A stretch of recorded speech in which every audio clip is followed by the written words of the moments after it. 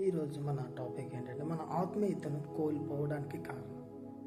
మన ఆత్మీయతను కోల్పోవడానికి కారణం మొదట మనం ఎవరిని అనుసరిస్తున్నాం అనేది మనము గమనించుకోవాలి. నీవు సేవకులను అనుసరిస్తున్నావా, నీ బంధువులను అనుసరిస్తున్నావా, లేకపోతే ఎవరిని అనుసరిస్తున్నావు అనేది మొదట మనము గమనించుకోవాలి.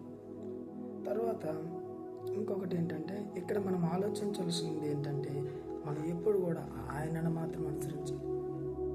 మనం ఆయన్ని మాత్రం అనుసరించాలి, మనుషులను అనుసరించకూడదు, బంధువులు మనం ఎవరిని అనుసరించదు.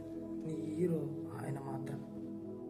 నువ్వు ఎప్పుడైతే ఆ విధంగా ఉంటావో, అలాగే మన సొంత ఆలోచనల చేత, మన సొంత క్రియల చేత మనం అంతా కూడా కోల్పోతాం. మన ఆత్మీయతను కోల్పోతాం, మన ఆత్మీయ జీవితాన్ని కోల్పోతాం.